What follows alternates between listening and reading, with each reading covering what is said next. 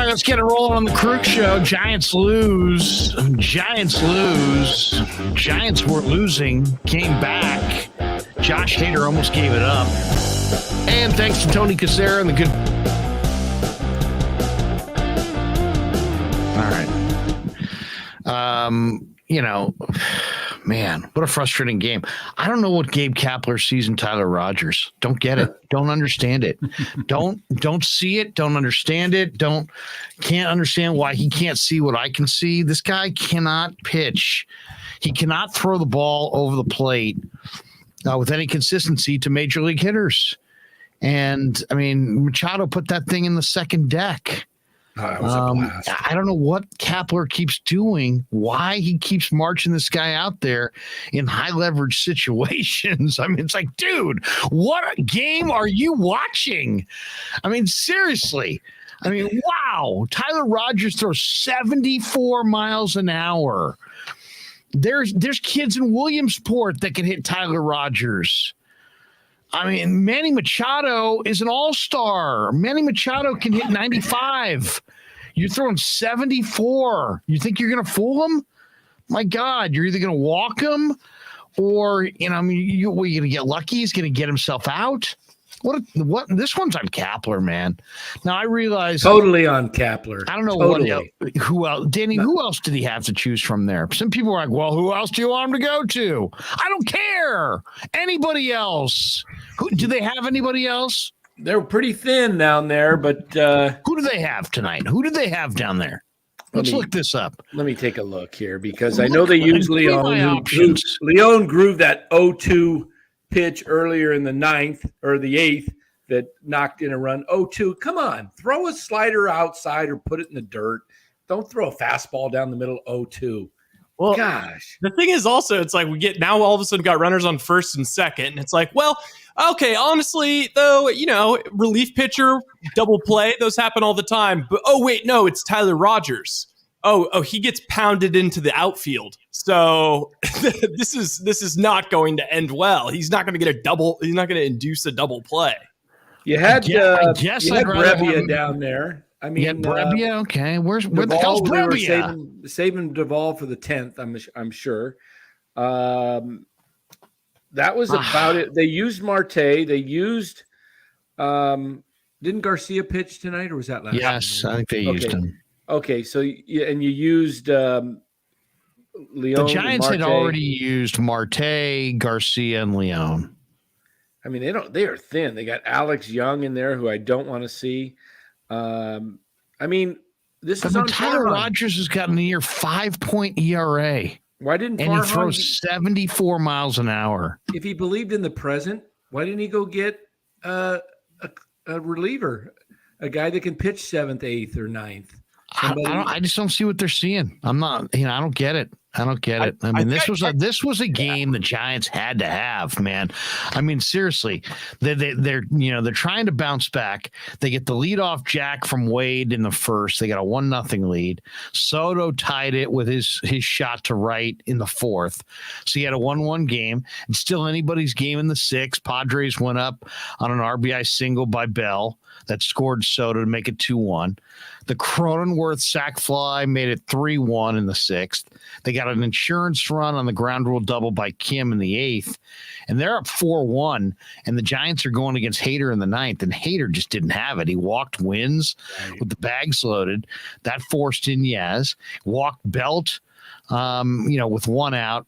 First of all, the strikeouts of J.D. Davis was a terrible call. That was well off the plate. But then Belt walks, so you got a 4-3 game. Longoria had a hell of an at-bat. He got blown away early. He was so down 0-2. But then he hits a shot to left, and I thought, oh, my God, there you go. There is the ball game right there. It's going to fall, maybe be a double. Instead, Profar makes this shoestring catch. So Slater scored because it was a sac fly, but the Giants didn't take the lead. You got a little bit of ad going on in the back. I got ad going on in the back. That was the best play I've seen this year. I mean, just me personally. Profar's like freaking Bonds in his prime against the Giants in left field right now. So I mean, it's unbelievable. And then here comes the bottom of the ninth. Now I guess the only thing I would say in Kepler's defense is I think I would rather have Rogers in the bottom of the ninth than in the 10th, because you can't trust him. He doesn't get strikeouts in the 10th, and you get the runner on second base. Right. So that's the problem with using him in extras. I don't like Rogers. I don't want to see Rogers after the 7th. I don't want to see Rogers unless you're up 7 or down 7. He's a 7-7 guy. Up 7, down 7, and before the 7th.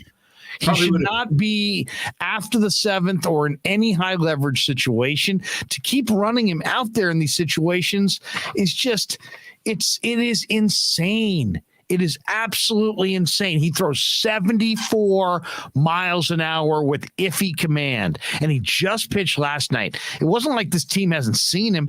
He's one of these guys you got to spot him here and there against teams that haven't seen him. Instead, they pitching him on back-to-back nights. A guy who throws 74 when you have Brebbia down there. Throw Brebbia. My God. Gimmick pitcher. You know, Luis Gonzalez, 49-mile-an-hour floater is actually more effective than Rogers' 75, because 74 is like batting practice. I mean, to be fair to Rogers was great for the Giants last year, but he's trash this year. And so because people have caught on to him, they've adjusted to him. They watch film. I don't think it's that simple, but I just think he's off this year, and that happens with bullpen arms. And it's just insane, because I texted you guys and I texted you guys and copy and pasted the same things into my friends group message. Like, because I had the Giants at 24-1 on the live line, because I was like, I kind of feel like they're going to come back today. It just feels like it. And I also had them like plus 700 at like plus 1.5. Larry. Yeah. Another one? Jesus, relentless. But anyway, so as soon as I was so pumped. And the second I saw Tyler Rogers coming out, I sent in like, okay, this is not the time for Tyler Rogers. This is going to be extremely stressful. And then I said, literally right before the home run, I said, Major Steve Kerr putting Anderson Varejao out there in Game 7 of the finals vibes. And then it was like, boom, immediate home run. Fucking Juan Soto almost check swung like a home. That foul ball, that thing almost down went the left field line. Yeah, that almost was gone. Felt like we were watching home runs. The stars showed up tonight for San Diego. Soto hit double home run, and Machado got the home run. So that's what you pay those guys for. They come through and they win you big games. Yeah, actually, they seemed very San Diego-y. Like they seemed like they were going to blow it. But the one guy that was just locked in, like he hasn't gotten the memo yet that you have to start blowing it when you're in San Diego, is Juan Soto. He was freaking locked in all night, just frightening. Oh, yeah. And he's won a world championship. He's basically their new leader. I mean, if you he's going to say, ride my tails, I'll take you. Juan Soto plays with a lot of passion and a lot of confidence. I mean, he's almost, also, can we get on Austin Wynns a little bit? Like for the catcher's interference? Yeah. I mean, it's the same thing. I mean, it's a minor league play. He's a minor league player. That's a minor league play. Well, that's a lot of that has to do with Rogers' pitch, because if he waits on it and he puts his glove further back, he's got to really slide over, because that thing is twisting way over, and it would have probably got past him if he waited on it. Rogers pay him the big bucks. I mean, I don't know. I know it worked out, and Wins walked. Look at this one from Brian. Eat the cake, Cap, you weirdo. let me do my Cap. Come on. Let me do my Cap impersonation here. Let me get my chair. All right, let's see if I got the chair here. All right, this is the dugout rail. JD Davis is at the plate. Takes the pitch outside for strike 3, foot outside, Cap. Yeah. Seriously. Wait, let me do my Cap here. Let me get my Lay off pitch. Get my muscle shirt on. Here we go. Oh, you got another. So, Are you kidding me? So he's sitting here like this. I mean, what do you think most managers would have done? They would have barked and said something to the umpire. Yeah.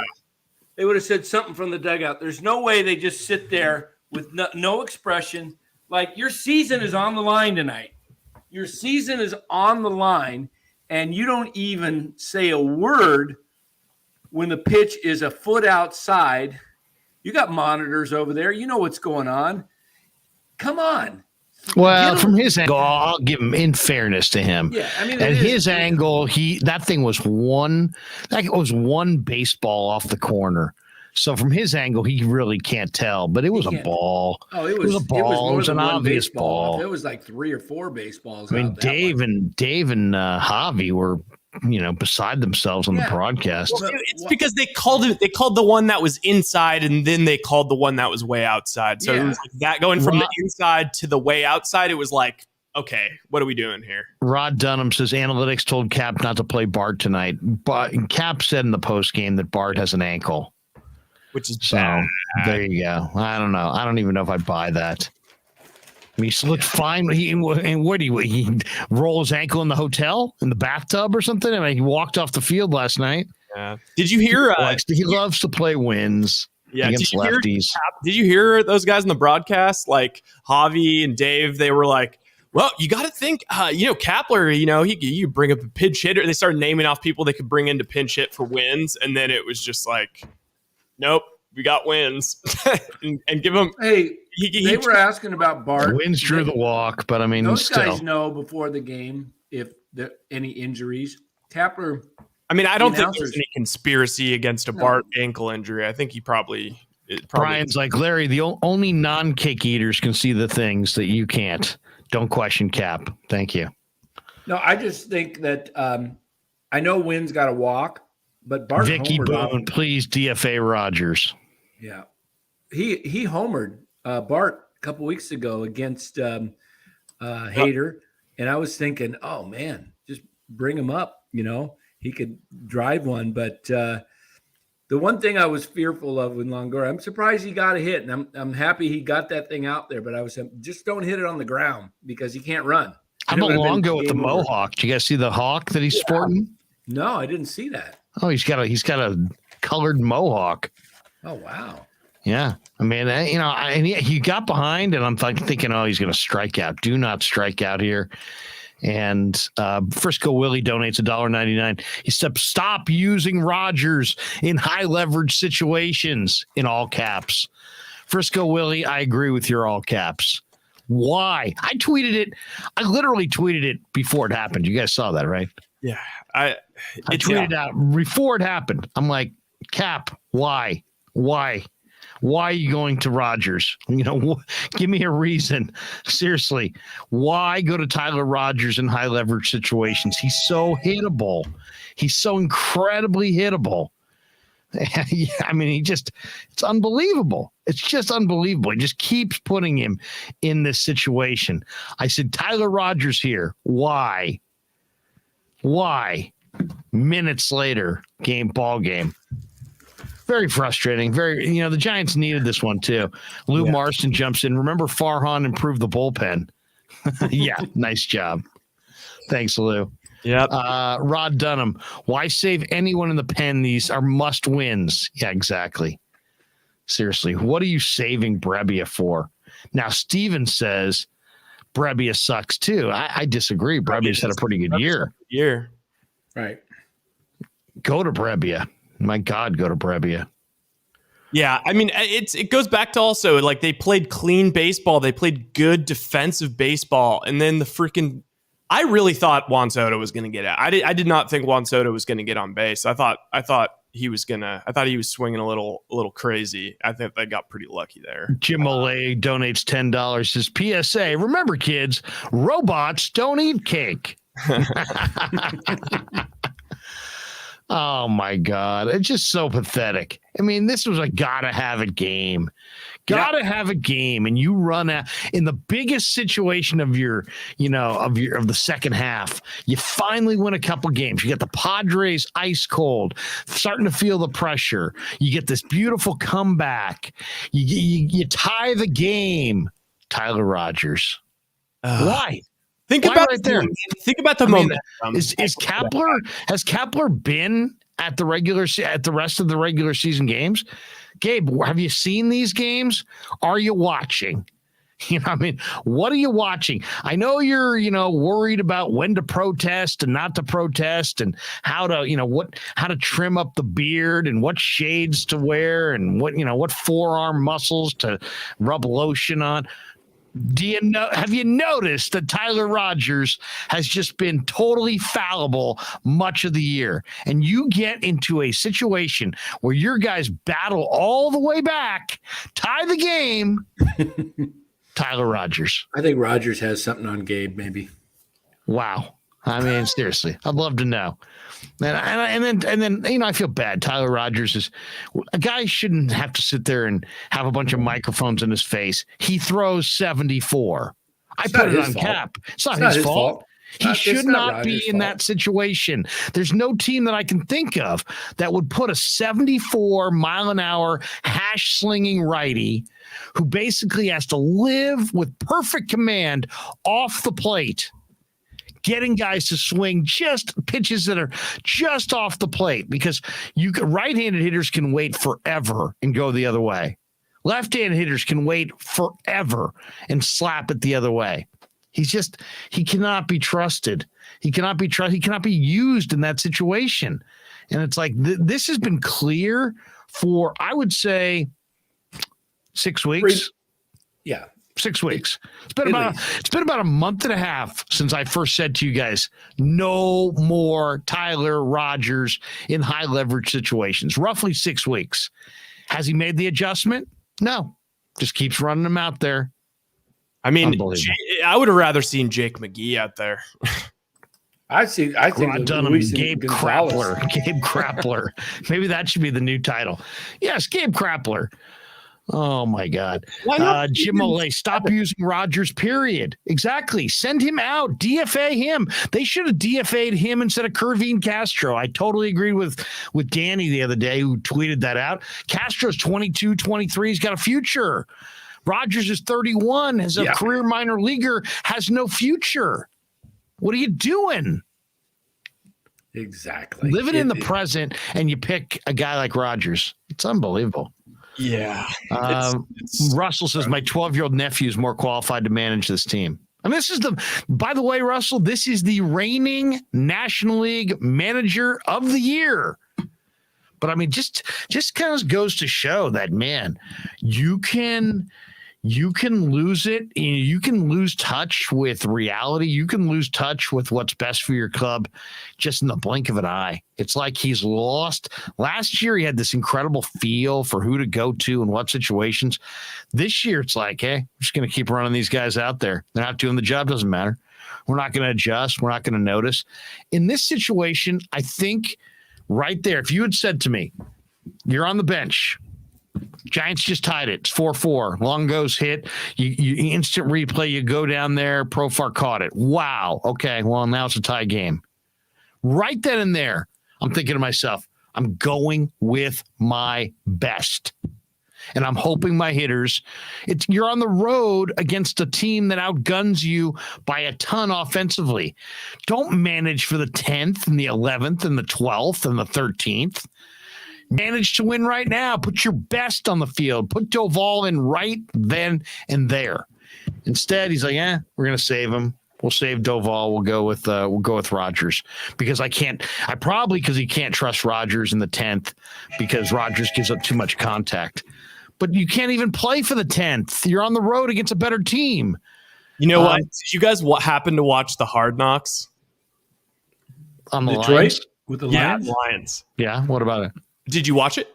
Yeah, well, I saw the Jamal Williams when he huddled the team together. I saw Aiden Hutchinson singing to the team. I was thinking, he told this story that's very much Dan Campbell did. He told a story about how when you're, and this reminds me of, I wish Kepler heard this. He's like, when you're going and it's kind of reminds me of the shit story. When you're going, and essentially like you're like on the train tracks and you're going and it's hard and you keep trudging on, and like what you can't do is don't look at the light at the end of the tunnel. You got to just keep stay in the moment, keep working on what you're doing right now, because sometimes that light at the end of the tunnel is not a light. It's a train and it's coming to come hit you. So you need to stay in the moment. You need to focus on what's important now. And that's exactly how I feel like Kepler is like, well, if we want to optimize the 11th inning, then we need to know it. It's just like, no. We got to just get there. We got to get there. We got to give us a chance. Here's be my argument. If Cap were sitting right here and he's like, Krueg, you're second guessing me. What do you want me to do? Instead of just second guessing me, give me a plan. Okay, here's a plan. Flip flop Marte and Rogers. Cobb went 5, bring in Rogers in the 6th. Yeah. And then save Junior Marte for your high leverage situation. Why? Very good. Because Junior Marte throws 96 with a killer breaking ball. And he's got borderline closer stuff, and save Junior Marte for the late innings and pitch Rogers in the low leverage innings. But no, he goes to Junior Marte, who came in and was awesome, threw a shutout ball in the 6th, looked terrific. But then, sure enough, he puts the ball game in the hands of Rogers. And it's like, go with Rogers earlier. How did the computers not spit out that you should not have Rogers in there when the heart of the order's coming up? We don't want to have home run derby. We want to have home run derby when it's 6, 7, 8, not that freaking murderer's row that had 8 hits combined today. The top 4 had 8 hits combined. They all had 2 hits. Yeah. It's really amazing. It's an amazing thing. Jim Oleg donates $5 more. He says, I wouldn't trust Rogers to throw out my garbage. Exactly. Seriously. I mean, would it even get to the curb? He throws 74 miles an hour. Somebody before that said, why don't they DFA Rogers and pick up Serge Romo? I'd rather see Serge Romo. Serge Romo at least has the guts of a burglar, and he'll throw that slide piece. And that slide piece is pretty nasty to right-handed hitters. Danny, you're laughing? I'm laughing at Rod Dunham's comment. What's he saying? Fill us in, Dan. Helen Keller, Ray Charles, and Steve Weber go back. You could probably hear the ball just kind of like floating by. Oh my God, Brian Lucina. Helen. Oh my God. Now I think someone here says Brian says I'm a pie guy myself. Great, whatever that means. I just think it's look. You got guys down in the minors that are on your 40-man roster. They've got to be. Let me name a few. You don't have a righty in your pay. You don't have a righty in the 40-man that's better than what you got. Come on. They do. Let me tell you. Let me tell you Sean who Proctor says Kepler's a joke, guys. More worried about that stupid hand tattoo. Okay. Seriously. Nice they've hand got, tattoo.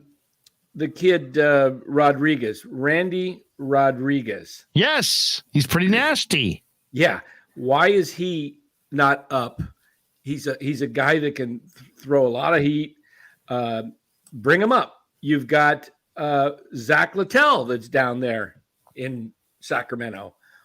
Those two guys are better than Rogers. They're at least you're not sitting there just like, even if you're fooled because Rogers throws his 83, you still have plenty of time to catch up to it. I mean, Rogers, as fast as he can throw when he throws a fastball, is like 83. That's it. We can't get. I agree with Jimmy here. He's just sort of why I want the Giants to just wrap this up so I can see some young arms give it a shot and not old asses give the bet a shit. It's true. I mean, seriously. I'm living for September when they call up some of the guys that are going to be on this team in the future. Turn this thing over. My God. They can only call up 2 now. So send the guys down that have options. Rogers has got to have options, I would think. You notice, by the way, there's always the guy who throws 74 with questionable command that's durable as hell. Yeah. You notice that? This guy never gets hurt. Never. Okay. Let me Guy's give you three. Totally indestructible. He is going to show up tonight with his 74 hash slinging nothingness as sure as I'm sitting here. Let me give you three guys. I just gave you two. Here's another. Wait, Dan, I love four. I got Matthew Mears. I got four guys. Okay. That can come up right now and help this bullpen that are better than what they're throwing out there now. How about Mauricio Lavera? He's hurt. AAA. He's hurt. He's throwing 96, but he's hurt. Is he hurt? Yeah, he's hurt. He's on the injured list, I believe. Doesn't show him on the injured list, but maybe he is. Maybe he's on the okay. Christian Hernandez says they just brought up Randy Rodriguez to AAA. I don't care. It doesn't matter. He brought up Kerwin Castro on the playoff roster last year. He barely pitched in AAA last year. Exactly. There's all kinds of guys that jump from AA. If you got the stuff, you can make the jump. Okay, here's another one I didn't mention. Gregory Santos. There's another guy. You got Santos. Gregory Santos throws 100. Yeah. The Giants have a guy who's nasty who throws 100 just sitting around somewhere with the River Cats. Yeah. So you got three guys that Rodriguez, keep going to Rogers, Santos, and who was the other one I mentioned? Randy Rodriguez. And Randy Rodriguez. There's three guys right there, right-handers that can throw. And then you got Littell down there, but you got to have Tyler Rogers coming in the bottom of the ninth of a 4-4 game after you just rallied with 3 runs in the top of the ninth to actually give yourself life and believe like we're on a roll. Well, let's kill the roll by throwing out Rogers out there. And I'm not on Rogers. It's not Rogers' fault. He is who he is, and he's doing the best he can. But look at this one. Robert Rothberg is apologizing for Cap. He says people were complaining about Leon also. This is the bullpen Cap was given. No, you manage it better. You manage it better. Seriously, I just said what I would do, and I really think that's the better option. Throw Rogers in low leverage situations. Marte's got closer stuff. He can get strikeouts. He's got 2, wipeout kinds of plus pitches that you can get a strikeout on. Trust Junior Marte. Junior Marte literally has closer stuff, and they used him in the 6th. Use the guy. You shouldn't have a guy who's just nasty as hell in the 6th, and then put some guy in the 9th inning out on the mound who's not even a quarter as effective. I mean, if Tyler Rogers had pinpoint command, then fine. If he's Eck in his prime and he can just paint on either corner, but he can't. He walks guys. Here's what I'm doing. Very frustrating loss for the Giants. Very frustrating. I'm with Jim How Millay. do they not carry this into tomorrow? I'm with Jim Millay. Let this agony end soon, and then let's bring up Rodriguez, Santos, and Rodriguez, Santos, and who's the other one I just said? Gosh, they're all Santos, Rodriguez, and who's the other flame? Rodriguez, Santos. Who's the other guy I'm missing? Randy Rodriguez, Santos, and you said Lavera. No, there's one other one. Jelly. Rodriguez, Santos, and then one other one I said. Figure it out. Romario. Robert Rothberg says, Romo, even with today's loss, we can still win the series. All right, whatever. The series. Romario says death, taxes, and Tyler Rogers blowing games. Hey, 3 constants in life. If I'm betting, if I wanted to bet big tomorrow, I'm taking the Padres in the run line. Here's why. Padres had lost, 4 or 5 in a row, barely scored. They win on a walk-off by their star, and their other star hits a home run. They are going to be so jacked up tomorrow afternoon. This is like, this is kind of like, I mean, the Padres right now are a train wreck about to, they're getting into gag position, but they gagged tonight. I mean, the Giants didn't really come back. The lefty hater blew it. He had nothing. He brought them back into it. But still, so what? You have an opportunity to win the game. You got new life. You're a game that you had no right tying. You're 4-4, and you can hand it to your most dependable reliever because you got to know at that point that the season is very much hanging by a thread. Your momentum, since you haven't had this kind of momentum really going back since almost April, this is not just another game. This was a huge game for the Giants, and for them in the biggest situation of their season to throw out Tyler Rogers. Wow. I mean, that's all I got to say. Yeah. And I will say, I guess, I'm looking back at his stats. He has been pitching better, I guess, if that's what they were going. If they thought that he turned a corner, he had gone 3 straight scoreless outings. So his ERA has been slowly coming down. It was hovering at 7 at one point, but I don't know. Why is he in the 9th? Also, I guess Mark hopes they should have gone Brebbia in the 9th, Doval in the 10th, then whomever in the 11th. He says, by the way, Cap just dropped I'll have to look at the tape to the reporters. Let me tell you what happened. I mean, come on. I got to look at the tape. That's not fun. What is it, Mike Singletary? Yeah. I got to see the film. Yeah, the film shows you gagged. Well, with the wrong reliever. The film shows. Look at this one. Robert Rothberg, Giants have too much pride to focus on tonight's loss. My God. Okay, I guess this would be the one defense. Is that Brebbia is going to be needed in tomorrow's game, the 1:00 with Junis going. And that who said that? No, I'm just. You know what? That's a crap excuse because guess what? There's this thing right here. I'm going to show it to you. It's really an advanced thing. Here it is. It's called the telephone. See, and what you do is you call down to Sacramento and you call somebody up and you say, you know what? Hey, guys. Brebbia was going to go tomorrow behind Junis, but we had to use Brebbia tonight. Yeah, we'd like to call up player whatever. Thanks. Yeah, bring up Santos or Rodriguez. Or have him down here in San Diego by game time. Thanks. See ya. I'm going to bed. I'm going to crash. I got to put some ointment on my hand tattoo. I'll see you guys later. All right. See ya. That's all you got to do. Tomorrow, you can deal with tomorrow tonight after the game, right? I got to get a pencil. Dang it.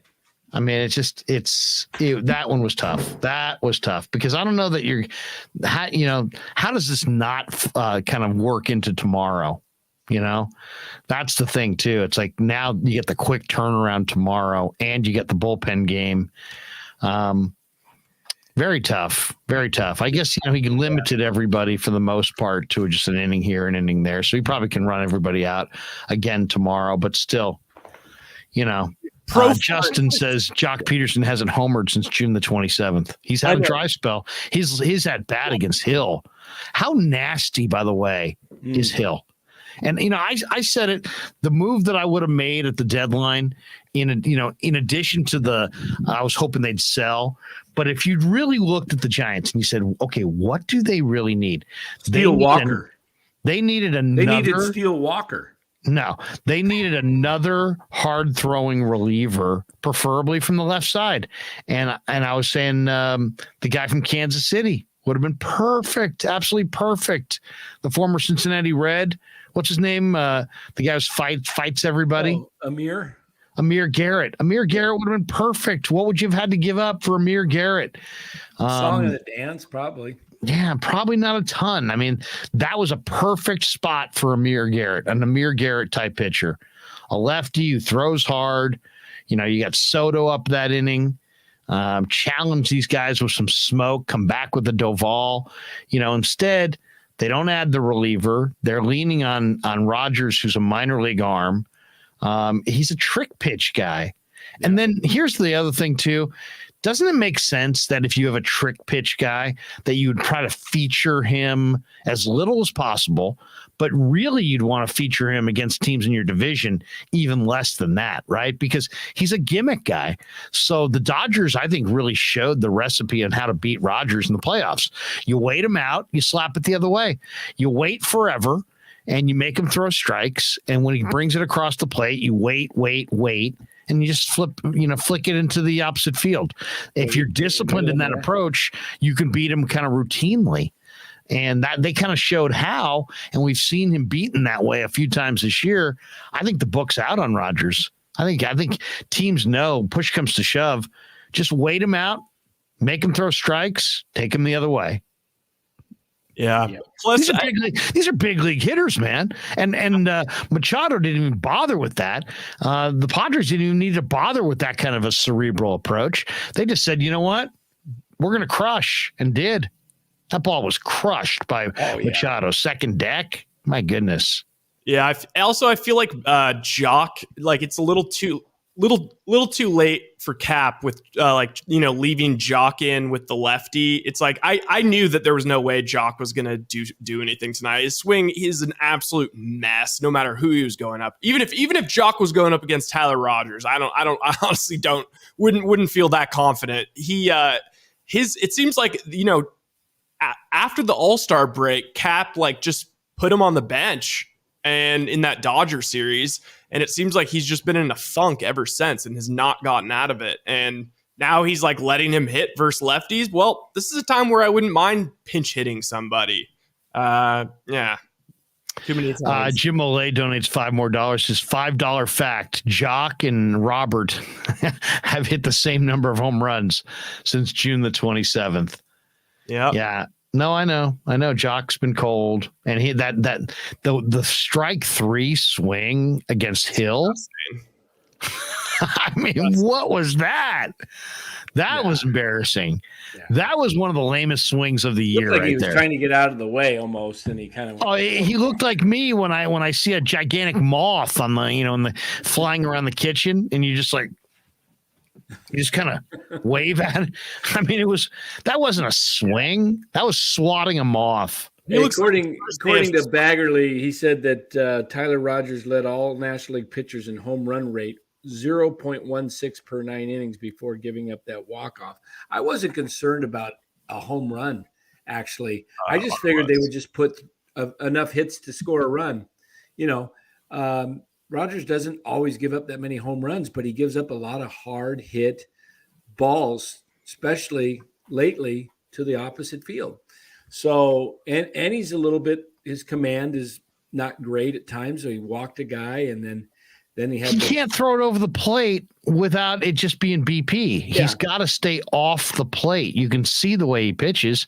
He's just hunting. He doesn't have terrible command. He has terrible stuff. Yeah. So I feel bad. He's hunting for that outside corner. He's trying to throw it at a tiny target. Yeah. I feel bad because he's a good kid, and it's just frustrating because it's not about good kid, bad kid. My God. He just shouldn't be in that situation. It's Gabe. Gabe should not be putting him in a high leverage situation. That's not his role. His role is a 5th, 6th inning guy. In fact, he's the kind of guy that could be almost give you 2 or 3 innings if you need long relief. If you're getting hit pretty hard, bring him into that situation. You don't have a guy. He's a guy that can go out there and throw every day because he doesn't put any stress on his arm. So I think the Yay area and I are in lockstep. We both have seen enough of Tyler Rogers. But it's just frustrating. I just think, again, it's, go back to Kepler not having his head in making decisions that make a lot of sense. I think you hit it, Larry. Use Marte in the 8th or 9th in that type of a situation. Flip the roles. Make the adjustments. That's the one thing. If you said, what's your biggest complaint with Gabe Kepler? He's way too slow to make adjustments. Why? Because he doesn't respond. He doesn't react to what he sees in front of him. It's all based on the stat sheet. So, it's all based on previous games, previous results. Junior Marte has got a big league arm, man. Junior Marte is fresh. He hasn't pitched a lot this year. He can get a strikeout. He's got multiple out pitches. He can strike you out with 2 or 3 different pitches. use him in late game situations. I don't want to see anybody, this is the big leagues in 2022. All right. 2022. Make the adjustment. Guys who pitch from the 7th inning on are nasty. And if they're not nasty, they're throwing smoke. And when I say smoke, I'm not talking 93, 94. I'm saying high 90s or nasty. And the Giants are throwing a 74-mile-an-hour guy with iffy command who's just hoping to get by with a ground ball here or there. But, pitching in front of a defense that doesn't necessarily make all the plays. So, I mean, to me, it's a terrible equation. If you had a Gold Glove infield and, it'd be one thing, and this guy had pinpoint command, then I get it. Then I do understand pitching a guy who throws 75 in the 9th. But they don't have that situation. He doesn't have pinpoint command. They don't play great defense. He doesn't get any strikeouts. And you had better options. Exactly. Yeah, I think we've plowed this ground, gentlemen. I just want to see some new guys come up. Freaking some new frustrating. Guys come up. Let's see Santos. Let's see what he's got. I see Melvin Adon, who was supposed to be their closer a couple years ago. They were grooming him. They moved him up to, I believe, AA today, or he had a setback somewhere. Who did they move up? Melvin Adon. I mean, I can't believe he's even still in the organization. Didn't he have major shoulder surgery? Something he used to throw 100. Yeah. Young guy, he's coming back, but I gotta look that up and see where he's at. But they did make some different moves there in the minor leagues. There's someone else that got promoted to AAA recently in the last day or two. That was in the one of the draft picks. Val Ramos. Do you think we will hire a new manager next year? No. Probably not. Oh, Jesus. Okay, I've got the sorry, COVID. I've got the cherry to put on top of the Tyler Rogers discussion. We can just end it at that. Okay, look at these numbers. These are inning splits for his career. Let's see if anything jumps out to you fellas.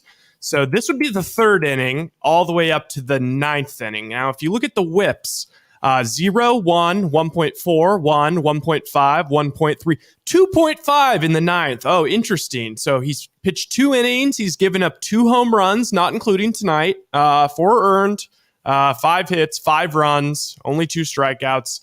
So, he's not a good pitcher in the 9th inning. So it was just a trash decision. And you know what? I think it's appropriate to mention the previous year. In April and maybe May. After that, I don't want to hear about last year. Once we've had 2 months of a track record, don't bring up last year. Last year is last year. This year is this year.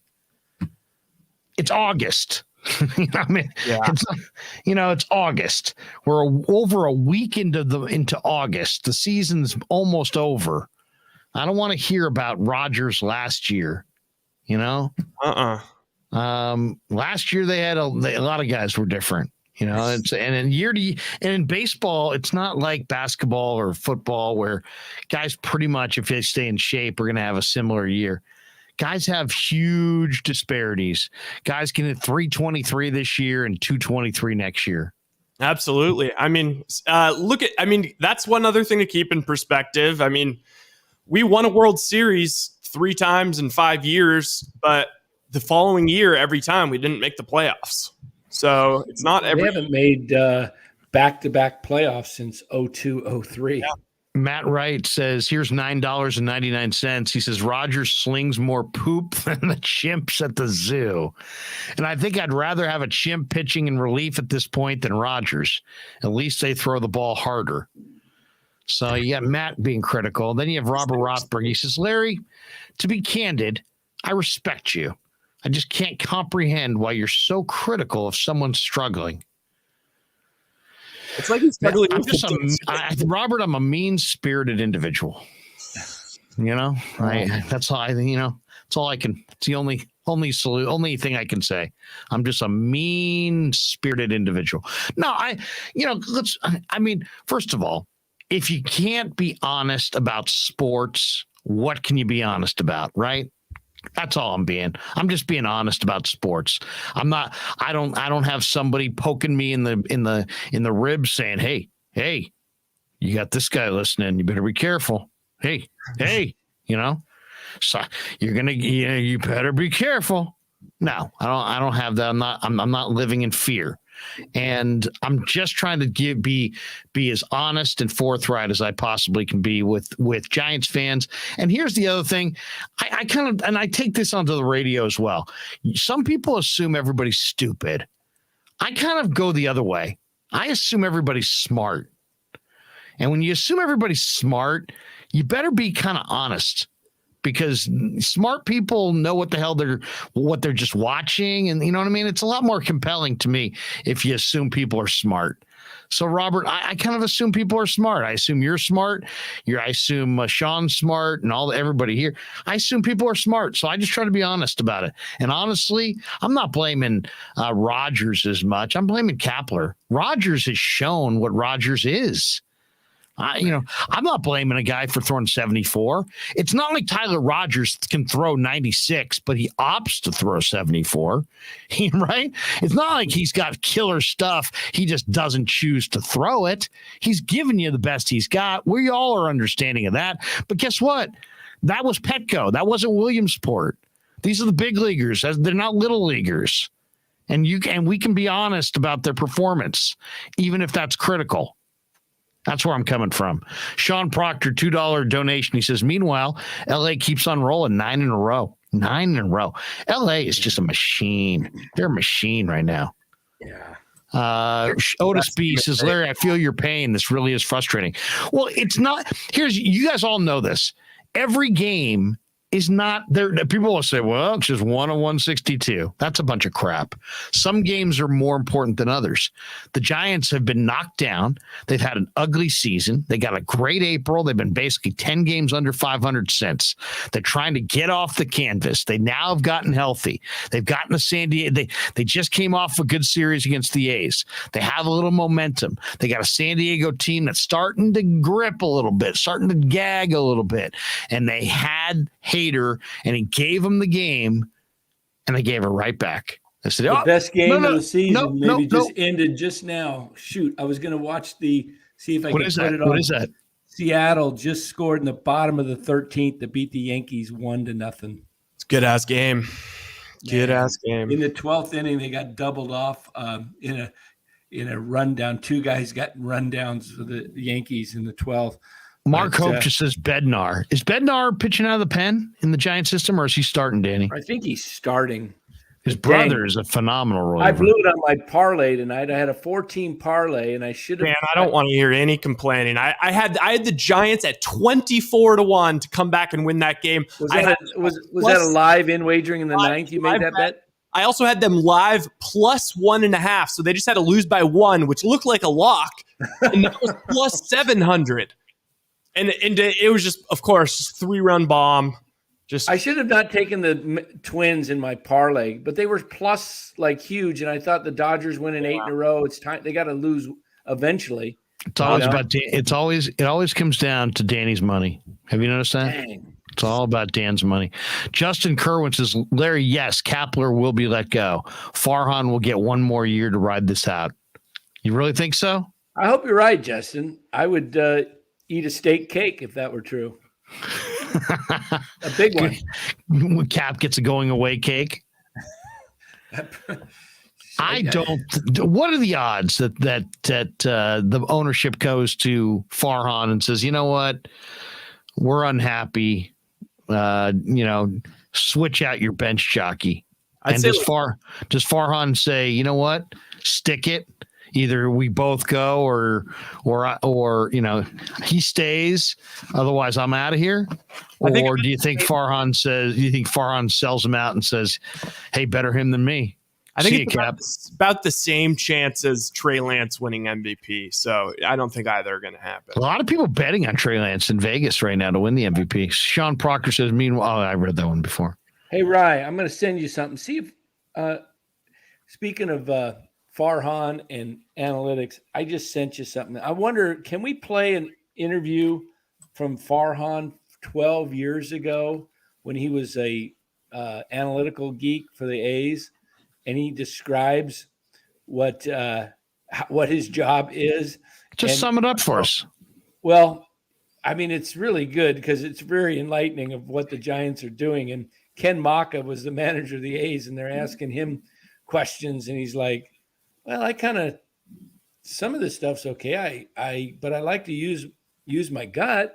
But Farhan isn't even he's a low-level entry guy at the time he came in with the A's, and he looks, it's just interesting because it's about, I think we could play it. It's like 2 minutes, 17 seconds. Sure. Yeah, I'll play it. Yeah, he basically was just like, it's really weird. I mean, it's weird when you see how this is how the Giants are run. Maka actually was pretty cool. Like, he was like, you know what we do? We listen to the analytics. What was he going to say? We don't listen to that Farhan crap. Okay. That guy gets paid? What if he said something like that? I thought he was just hanging around. But it's really weird, though. It's an old report. Look at Farhan. Look how young he looks. Yeah. Wait. Oh, I got to mute my mic. Well, I never get to enjoy the games, partly because I'm charting them. Meet Farhan Zaidi. He's the baseball operations analyst for your Oakland Athletics. He's what you might call the brains behind the brawn. I chart every game down the clubhouse into a software program. We then use that software program to output the tendencies of players on the opposing teams. For instance, for a hitter on an opposing team, we know how often in an 0-2 count that hitter will chase a slider out of the strike zone. And obviously, if that hitter is more prone to chase that pitch, our pitcher is more likely to throw it. All of this science is designed to give Oakland a distinct advantage when it comes time to decide who to acquire, who to release, and who to play. Stuart Fairchild. The numbers? Well, I mean, you can project a whole lot of things, but that's why we play the game. Manager Ken Maka says he uses He's all the skeptical. advanced scouting reports, but he also has to make some decisions based on instinct. One of the things I always look at is how is this player going to impact the game that night? Does he have the ability to do that? And you do that with some of the tools that you do have. Do you have plus power? If you're a pitcher, do you have, say, a plus arm? And if you've got some players in the lineup that can do that, Eric Chavez is a 5-time Gold Glove winner. They hit some balls down there. He's going to affect the outcome of the game. So for me, that's I don't know if you can statistically put that into some type of formula, but that's what I look at. No pun intended, but in recent years, the amount of baseball stats themselves have multiplied. For example, have you ever heard of runs created or equivalent average? Or what about secondary batting average? Secondary batting average, I don't know if I've ever heard of that, or that's going to have to be explained to me. It's kind of funny when you read quotes from players, like if it's a new stat that flatters them in some way, they like it. If it's a new flat stat that maybe doesn't work so well for them, they kind of disregard it. And, that's kind of the way players like to think of these things. Obviously, for us, it's not a question of whether it makes a player look good or bad. It's a question of how close that is to helping us evaluate the player more accurately. Jeez. Is that it? Good stuff. Good stuff. Thank you, Brody Brazil. Romario Mascoro donates $4.99, guys. He says, we must not be a good baseball team, but at least I only have to pay $100 for parking to watch superstars like Austin Wynns at the ballpark. I'm sensing sarcasm there. I'm not the most astute guy, but I'm sensing sarcasm. We also have Moses Lopez, who donates $1.99 just for the hell of it. Just because, he just threw down another $1.99 with a comment. Did he? Okay, well, we also have this one from Sean Proctor, who donates $5. He says, Rye, that home run is a terrible beat for SF plus 1.5. San Diego is only minus 167 with 1 on in the ninth and minus 267 with 2 on. With Rogers on the mound, I fired hard. Free money. Oh, look at that. Look at Sean Proctor. Opportunistic. Yeah. Opportunistic. There's a man who's thinking. There's Moses' other $1.99. $9.99. Kepler out. Love the show out here from Houston. All right. Appreciate that.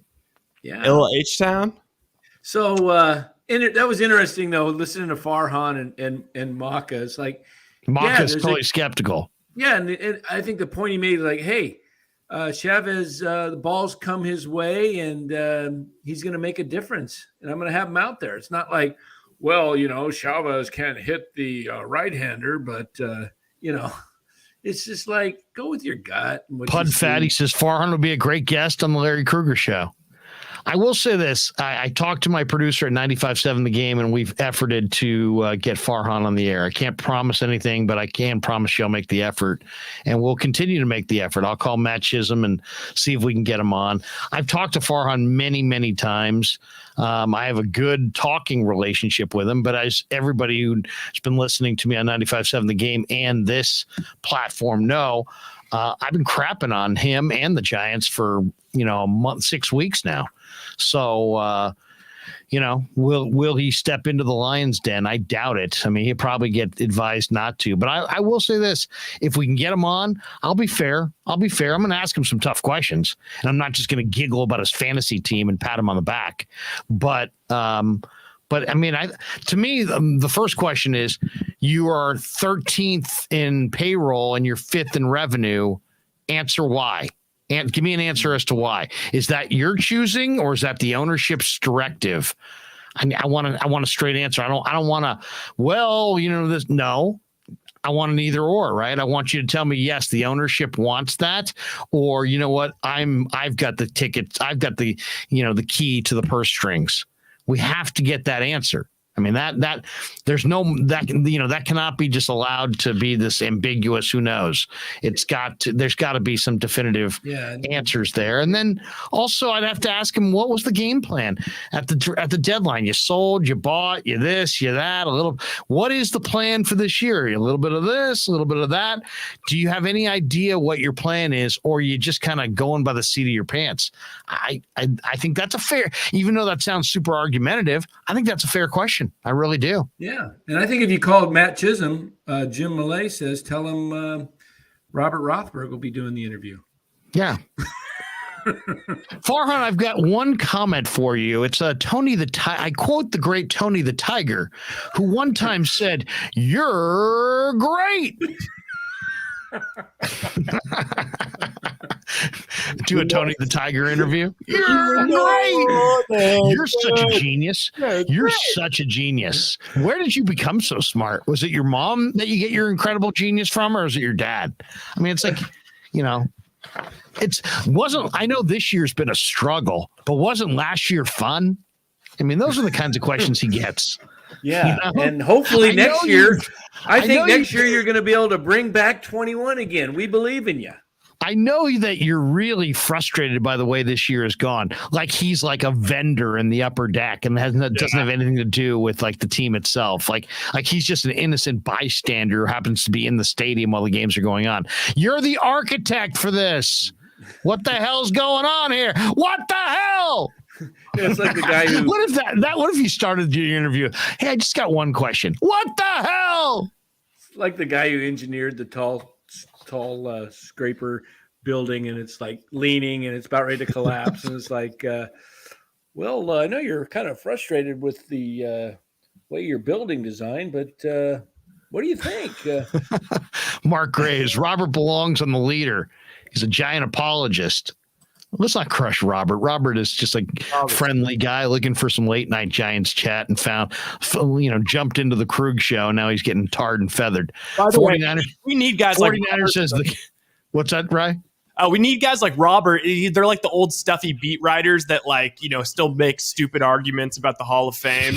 Like we need you know what? Robert is probably Hank Schulman's burner. Yeah, we need the straw man so we can be like, oh, all you fans out there that just want to make out with Farhan. Robert, are you Schlusser's burner? Are you Schulman's burner? Sometimes when I would be talking Giants and Schulman and I would be telling the truth, Schulman would get on there, man. And it was like he was personally offended. And it would be like, excuse me, don't you work for the Chronicle? Aren't you supposed to be kind of unbiased? You sound like you're selling souvenirs at the mezzanine level. 49er says the Krueg show. That is exactly why he won't do an interview with you. Pavlovich and Tommy T lob him softballs. Oh man. What can you say? What can you say? Tyler Rogers right down the middle. Yeah. I really like Tyler Rogers. This year, he's kind of struggling. That would be that's the other one. People who like kind of like they soft pedal everything and everything's like an understatement of all time.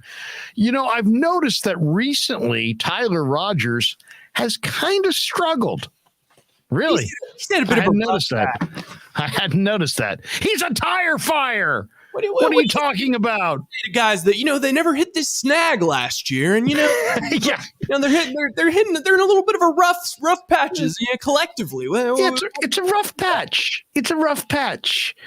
Now that's almost sounded Marty like. Sean Proctor says Robert is CNN saying mostly peaceful protests as the entire federal building is in the background is on fire and people are lobbing Molotov cocktails around. Oh, Sean, that makes me laugh. Mark Hope, Larry just eviscerated Hank. Oh my God. Hank and I really locked horns because I'm going to call it like it is, period, because I don't have a hot dog in my back pocket and I'm not afraid of Stank Guy. In fact, I thrive under Stank Guy. I love Stank Guy. I love walking into the park and having everybody from the PR guys to the players to the other media people. Don't get me started. I love when people look at me and be like, "That guy's an ass." I hate that guy. That guy. Oh, there's that guy. I love being that guy. I just love it. I love Stank Guy. I live for Stank Guy. Hank. You're Stank Guy. That was I think Krueg said that about Bernard. He'll give you Stank Guy.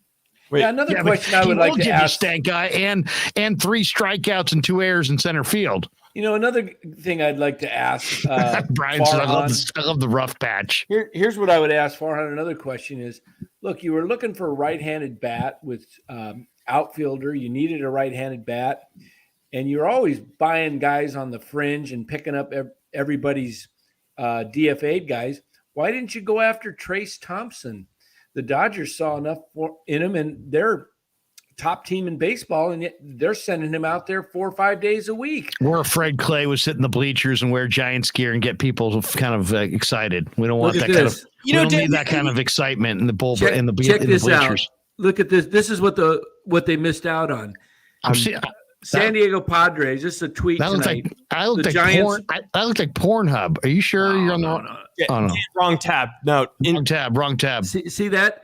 That's Manny Machado. 1 minute tweet. It says San Diego Padres. Man, oh Manny. And then the next minute, Los Angeles Dodgers filming Trace's hit. Look at Curry, man. So inspirational. Curry's down in L.A. supporting Clay's brother. That's what you missed out on. You don't want Curry and Clay in the bleachers. Man, people, they would kill the vibe out there. Yeah. We really like the group we have out there in the outfield. And, we've had some young guys come up and surprised us. And, guys like Luis Gonzalez, Slater, I think, is really coming into his own this year. I think we just had a little bit of a crowded room. We don't want to block Bryce Johnson. No Bones 99999 says these are the times I wish that Ralph Barbieri was still here. R.I.P. Razor. Krueg, you're so cute, Krueg. You get all angry about the Giants. I used to say that. He used to say that to me. We'd do a face-off. Krueg, you know what? You're so cute. And I'd be like, Ralph, don't call me cute. He'd be like, you're cute, Krueg. You get so upset about our Giants. It ain't cute, Ralph. It's not cute. Oh, it is, Krueg. You get so angry and you're red in the face. Yeah, red in the face. I'm just sitting here wanting to eat my garlic fries. Tommy, come here, Tommy. I always just imagine that he was like that. He looked like Joe Pesci. Ralph was big. Ralph was more like 6'2", 6'3". He was a pretty decent sized guy. Yeah, Lotus, I miss Ralph, man. I miss Ralph. You'd make a great heel in wrestling. I miss Ralph. Ralph was awesome. Yeah. Ralph was awesome. Hey, how about someone says Schulman's a blowhard? Oh, great. Gosh. Don't get me started on him. Otis says Larry's never scared. I'm always scared. Are you kidding me? Brian Lucena says that's why I love you, Larry. Thank you. GBG says Larry is a Sigma. What's a Sigma? A Sigma Chi? Not a Sigma Chi. Then someone says, Brian, in a bro kind of way. Oh, maybe like alpha, beta. What is it? I don't know. Not sure. What's a Sigma? What's a Sigma? Maybe I throw that out to who said that? Is that Jack Sigma? Jack GBG. What's a Sigma? Media does not. They only kiss ass to him because he won't talk to them or let them in the locker room. Oh, here we go. A popular, successful, but highly independent and self-reliant person. Typically a male. One Thank step you. above an alpha male. Oh, I'm above an alpha male. Oh, that's awesome. Thank you. Yes, that's right. Yeah. Damn Sigma. right. GBG. That guy's a made man, as far as I'm concerned. Oh, the next one GBG. guy You don't have to pay a door. You pay no cover, and you don't have to stand in line. You just tell the bouncer you're here. We'll put you right in. Hey, What if we had a should- bouncer for our chat? Maybe Oh we my should take God. it. Maybe we should. We got a donation there from James Foster. James Foster, our buddy, says Jock over or under 25 jacks. It looked like at the break he was going to go for 35, maybe 40. What's he got? What does he have? 17. He's been stuck. He's stuck on 17? since June 27. No way he gets 25. I'll say 23. no chance. Sean Proctor says under. Yeah, I agree. Under. Mole says under. Ronald BBX says under. Can we go back to like Yeah, May when area says under. we were getting on Joey Bart? Can we find the clip where I said he'd hit 200 and hit 10 home runs, and you guys, no way. Are you saying that you were right? Not quite yet. He's got 9 homers and he's hitting. But you're saying you're on the verge of being right. Yeah, I'm on the verge of being right. Oh. Definitely. When you're right, it's better just to let it stand. No, it's better to bring it up, and because no one else will bring it up. Yeah, don't bring. No, not really. I think it's better for us to organically forget it. Yeah. This is pretty good. This happened today, supposedly. Otis B says Steph got a death row chain from Snoop Dogg. I saw that on. Did you guys see that? Yeah, I did see that. Yeah. Yeah. Mark Graves says Clay could have brought his boat to McCovey Cove. Now we don't want any of that. Oh yeah. We would hate to see Clay in the Cove. That would just. Did you realize how off the chain?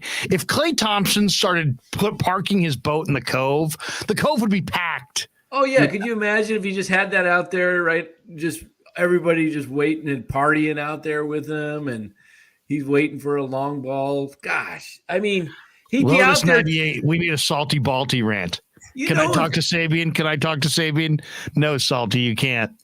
If Trace was on the Giants, he'd be out there every game. And imagine just the fans that would come up just to see Clay. Yeah. But at the same time, let's be real. Trace Thompson would have been trash on the Giants. He would not be doing what he's doing on the Dodgers. They've got the special form. Still, what? It would be fun to root for. It would create a little juice in the stadium. Also, Sean Proctor. How many cumulative hours do you think we spent at the beginning? Because it's all blending together this whole season. But how many cumulative hours do you think we spent just coming up with fake trades to trade Joey Bart for a different catcher? We're what? Danny had him going for Wilson Contreras before May 1st. Yeah. Well, back then it was kind of like if you're gonna, I remember saying if you're gonna trade him, get somebody totally Get something valuable. for him. But I also said send him down to the minors and don't give up on him. If don't. At one point I said he's going to bounce back.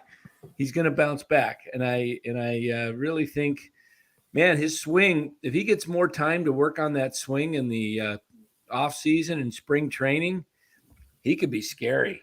Oh, He's got awesome bat speed Oh, and crazy power. I mean, Sean Proctor says concerned- Razor's interviews with Sabian were can't miss content. No doubt. Mark Grace says Ralph never laced them up. That was Rick Barry's line. You never laced them up, Ralph. Oh, Rick, you can't say that just because I didn't play.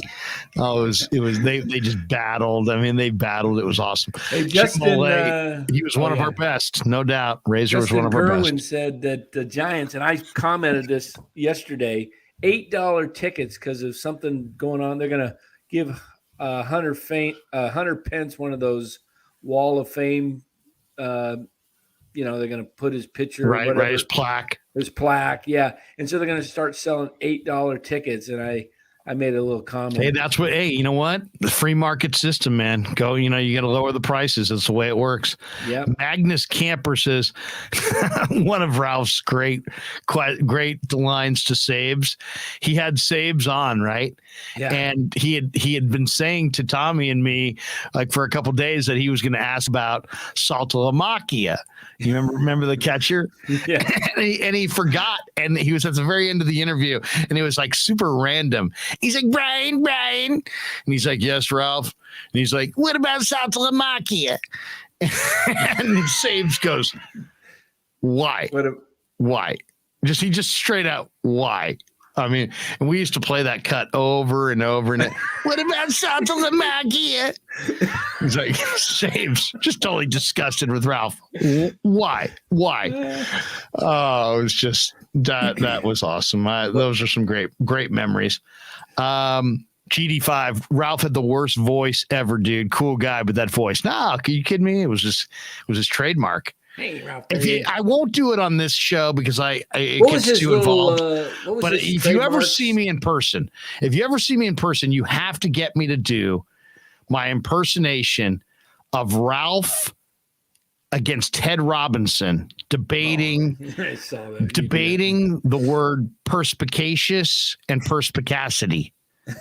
Oh my God. And I mean, seriously, I can imitate both guys. I can remember the conversation like it was yesterday.